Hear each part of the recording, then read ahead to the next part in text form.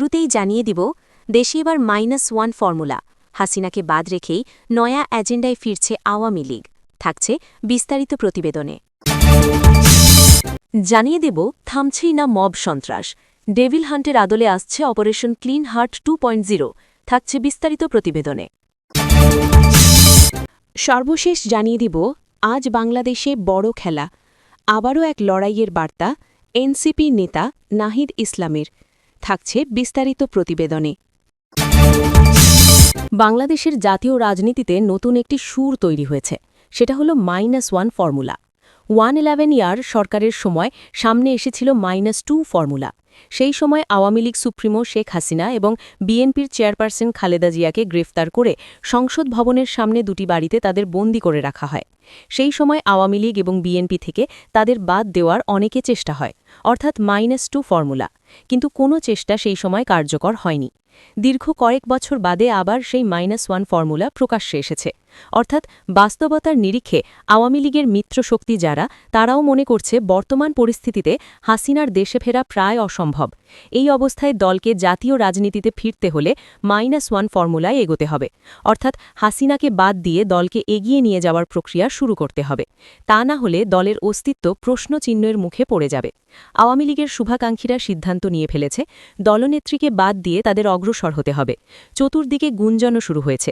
এই পরিস্থিতিতে লন্ডনে ভারতের বিদেশমন্ত্রী এস জয়শঙ্কর এবং বাংলাদেশের বিদেশমন্ত্রী খলিলুর রহমানের একটি বৈঠক হয়েছে। সূত্রের খবর, বৈঠকে হাসিনার দেশে ফেরার বিষয়টি নিয়েও আলোচনা হয়েছে বলে একটি সূত্রের দাবি করা হচ্ছে। বাংলাদেশের সঙ্গে ভারতের দ্বিপাক্ষিক সম্পর্ক উন্নয়ন নিয়ে আলোচনা হয়েছে। উভয় দেশে কিন্তু দ্বিপাক্ষিক সম্পর্ক উন্নতির ওপর গুরুত্ব আরোপ করেছেন। মধ্যপ্রাচ্যে যুদ্ধের প্রেক্ষিতে বাংলাদেশে তৈরি হয় ভয়াবহ জ্বালানি সংকট। দিল্লি কিন্তু ঢাকাকে সাহায্যের হাত বাড়িয়ে দিয়েছে। ওসমান হাদির হত্যাকারীকে গ্রেফতার করে ঢাকার হাতে তুলে দেওয়ার সিদ্ধান্ত নিয়েছে সাউথ ব্লক। এই সংকেত থেকে একটা বিষয় স্পষ্ট যে বাংলাদেশের সঙ্গে ভারতের সম্পর্কের উন্নতি হচ্ছে। অনেকে মনে করেন বিএনপির ক্ষমতায় আসার পিছনে ভারতের সবুজ সংকেত ছিল। সাউথ ব্লক থেকে তারেকের ওপর কিছু শর্ত দেওয়া হয়। তার মধ্যে একটি বড় শর্ত ছিল আওয়ামী লীগকে জাতীয় রাজনীতিতে ফিরিয়ে আনতে হবে। বিএনপি সরকার আওয়ামী লীগকে রাজনীতিতে ফেরাবে, তবে এই ইস্যুতে তারা তড়িঘড়ি কিছু করবে না। আওয়ামী লীগকে ফিরিয়ে আনার অন্য একটি বড় কারণ জামায়াত এনসিপি। জামায়াত বিরোধী দল হিসেবে আত্মপ্রকাশ করেছে। তারা এনসিপির সঙ্গে হাত মিলিয়ে তারেক সরকারের ওপর চাপ তৈরি করবে। বিএনপির একার পক্ষে সেই চাপের মোকাবিলা করা সম্ভব হবে না।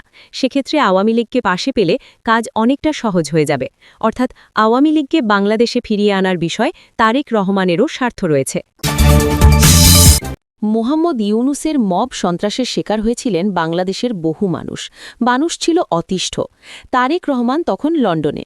2025 সালের 12 ফেব্রুয়ারি তারেক রহমান এই মব সন্ত্রাস নিয়ে ইউনুস সরকারের বিরুদ্ধে তার ক্ষোভ উগরে দিয়েছিলেন। তাকে বলতে শোনা যায়, তবে কি ধরে নেব মবের পিছনে সরকারের প্রচ্ছন্ন প্রশ্রয় আছে? তিনি প্রশ্ন তুলেছিলেন, যারা মব সন্ত্রাসের সঙ্গে যুক্ত তাদের কেন গ্রেপ্তার করা হচ্ছে না? এই মবের রাজত্ব কায়েম বহাল রাখার পিছনে যে ইউনুস সরকারের মদত রয়েছে সেটা তারেক রহমানের বক্তব্যে স্পষ্ট হয়ে যায়। তখনকার তারেক রহমান আর বর্তমানের তারেক রহমানের মধ্যে বিস্তর তফাৎ রয়েছে। তারেক এখন দলের সর্বোচ্চ পদে রয়েছেন, আর বর্তমানে দেশের প্রধানমন্ত্রী। প্রশ্ন উঠেছে, এই সরকারের আমলে কি সেই মব গ্রেসি বন্ধ হয়েছে? তার একটা ঝলক দেখা গিয়েছে 7 মার্চের ভাষণকে কেন্দ্র করে। 7 মার্চ দেশের বিভিন্ন প্রান্তে শেখ মুজিবের ভাষণ বাজানোর অপরাধে নানা জায়গায় হামলা হয়। 32 ধানমন্ডিতে সেদিন যারা শ্রদ্ধা জানাতে গিয়েছিলেন তাদের উপর হামলা হয়েছে, থানায় নিয়ে গিয়ে পেটানো হয়েছে। তারেক রহমান সরকার কিন্তু এই মব সন্ত্রাসীদের বিরুদ্ধে কোনো ব্যবস্থা নিতে পারেনি। মব সন্ত্রাসের অধিকাংশ ক্ষেত্রে জড়িত ছিলেন ইউনুসের নিয়োগকর্তারা।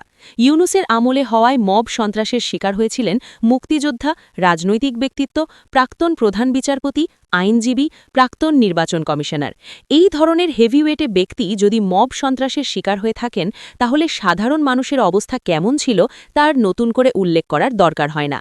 বাউল সম্প্রদায়, ভিন্ন মতাবলম্বীদের ওপর নির্বিবাদে অত্যাচার চালিয়েছে ইউনুস আমলের মব সন্ত্রাসীরা। মুক্তিযোদ্ধাদের রিয়াত করা হয়নি। রাজবাড়িতে কবর থেকে লাশ তুলে তা পুড়িয়ে উড়িয়ে দেওয়ার মতো ঘটনা ঘটেছে। দেশের বড় দুটি পত্রিকা অফিসে হামলা হয়েছে, ভাঙচুর হয়েছে। পালা বদল হলেও বদল হয়নি মব সন্ত্রাস। নারায়ণগঞ্জ বা মোহাম্মদপুরের ঘটনা তার বড় প্রমাণ। গাজীপুরে এক ব্যবসায়ীর থেকে প্রায় 2 লাখ টাকা ছিনতাই করা হয়েছে। সাতক্ষীরায় বিকাশ এজেন্টকে কুপিয়ে তার কাছে থাকা 10 লক্ষ টাকা ছিনতাই করে নিয়ে যায় দুষ্কৃতীরা। ছিনতাই হওয়া একটি অটোরিকশার পেছনে দৌড়াচ্ছিল এক কিশোর। উদ্দেশ্য ছিল অটোরিকশাটিকে উদ্ধার করা। সেই কিশোরকে ট্রাকের চাকা পিষে দেয়। তারেক রহমানের শাসনামলেও দেখা যাচ্ছে মবের জয়জয়কার।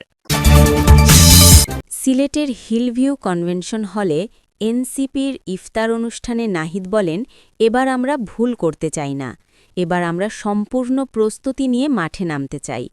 গণ অভ্যুত্থান হয়তো হয়ে গিয়েছিল, সেই গণ অভ্যুত্থান পরবর্তী করণীয়তে আমরা অনেক কিছুই ভুল করেছি, ফলে আজকের এই বেহাল অবস্থা আবারও তৈরি হয়েছে। এই জুলাই যোদ্ধা জানিয়েছেন, দেশ আবারও গণতন্ত্র থেকে স্বৈরতন্ত্রে যাবে কিনা সেই প্রশ্ন উঠেছে। দেশের প্রতিষ্ঠান ও প্রশাসনকে আবারও একদলীয়করণ করা হচ্ছে। বাংলাদেশ ব্যাংকের পরিস্থিতি আপনারা দেখেছেন, মিডিয়ার ভাইবোনেরা বাসিসির পরিস্থিতি আপনারা দেখেছেন, সর্বশেষ আমরা দুদকের পরিস্থিতি দেখলাম। দুদক একটি স্বাধীন ও নিরপেক্ষ প্রতিষ্ঠান, কিন্তু বাংলাদেশের ইতিহাসে কখনোই এটি স্বাধীনভাবে কাজ করতে পারেনি। দুদকের চেয়ারম্যান কমিশনাররা কেন পদত্যাগ করলেন সেটা আমাদের কাছে স্পষ্ট না। সেই জবাবদিহি আমরা চাই। সংসদে গিয়ে আমরা এটা নিয়ে কথা বলবো। দুদকের চেয়ারম্যান দলীয়ভাবে নিয়োগ হবে নাকি বিরোধী দলের সঙ্গে আলোচনা করে নিয়োগ হবে সে বিষয়ে প্রশ্ন আমরা রেখে যাচ্ছি। সম্প্রতি বাংলাদেশ ব্যাংকের গভর্নর পরিবর্তন সহ রাষ্ট্রীয় কিছু প্রতিষ্ঠানের পরিস্থিতি তুলে ধরে এই জুলাই যোদ্ধা বলেন, বাংলাদেশ ব্যাংকের পরিস্থিতি আপনারা দেখেছেন, বাসিসের পরিস্থিতি আপনারা দেখেছেন, সর্বশেষ আমরা দুদকের দুর্নীতি দমন কমিশনের পরিস্থিতি দেখলাম। দুদক একটি স্বাধীন ও নিরপেক্ষ প্রতিষ্ঠান, কিন্তু বাংলাদেশের ইতিহাসে কখনোই দুদক স্বাধীনভাবে কাজ করতে পারে নাই। বিএনপির বর্তমান মহাসচিব মির্জা ফখরুল ইসলাম আলমগীরের পূর্বের কথা স্মরণ করিয়ে এনসিপির আহ্বায়ক বলেন, বিএনপির মহাসচিব একসময় বলেছিলেন, এই দুদক হচ্ছে বিরোধী দল দমন কমিশন। এই আমলেও সেই জিনিসটাই থাকবে কিনা এই প্রশ্ন উঠছে। দুদকের চেয়ারম্যান ও কমিশনাররা কেন পদত্যাগ করলেন? নাহিদের প্রশ্ন, সরকারের কোনো চাপে পদত্যাগ করেছেন কিনা তা আমাদের কাছে স্পষ্ট নয়। এই বিষয়ে সংসদে এবং জনগণের পক্ষ থেকে জবাবদিহি নিশ্চিত করা হবে। দুদকের পরবর্তী চেয়ারম্যান কিভাবে নিয়োগ করা হবে সেই প্রশ্ন আমরা রেখে যাচ্ছি।